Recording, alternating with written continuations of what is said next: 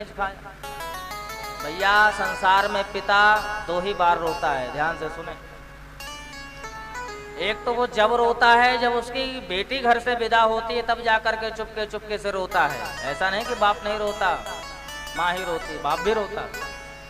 और दूसरी बार वो जब रोता है जब उसका बेटा ही कॉलर पकड़ के कहता है कि तूने मेरे लिए किया ही क्या है। आजकल कलयुग में देखने को मिल रहा है, अपना ही बेटा महाराज मुख मोड़ लेता है बाप से। 4 प्रकार के पुत्र होते हैं।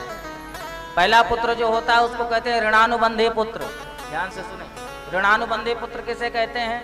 आपने किसी का कर्जा लिया था, कर्जा नहीं दिया, वही बेटा बन करके आया, हॉस्पिटल में 10-20 लाख रुपए आपके लगा दिए, 5 लाख लगा दिए, 2 लाख लगा दिए, जितने मान लो जितना आपका कर्जा रहा होगा, उसको कहते हैं ऋणानुबंधी पुत्र। ऋणिया पुत्र आया है, पैदा होते ही महाराज हिसाब किताब बराबर करा दिया आपका।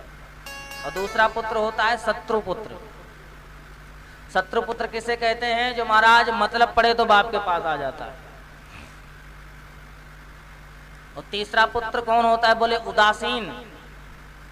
उदासीन किसे कहते हैं? आया, सेवा किया, पिताजी इतने पैसे चाहिए,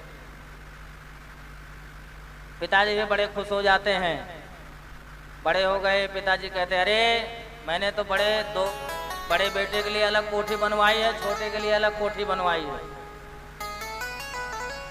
कोई पूछे भैया कि तुमने अपने लिए क्या बनवाया है?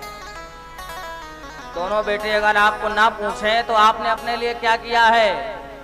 वास्तव में संसार में एक बात विचारणीय है कि हम लोग परिवार के लिए, संसार के लिए करते जाते हैं, पर अपने लिए कुछ नहीं कर पाते।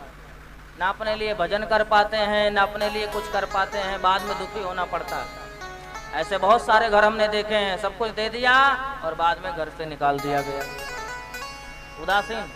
और चौथे नंबर का जो पुत्र होता है उसे सेवक पुत्र कहा जाता है, जो बिना माता पिता की आज्ञा से कोई कार्य ना करे, माता पिता जो कह दे महाराज वही कार्य करता, उसे सेवक पुत्र कहा गया है महाराज। पिता को जब महाराज इस तरह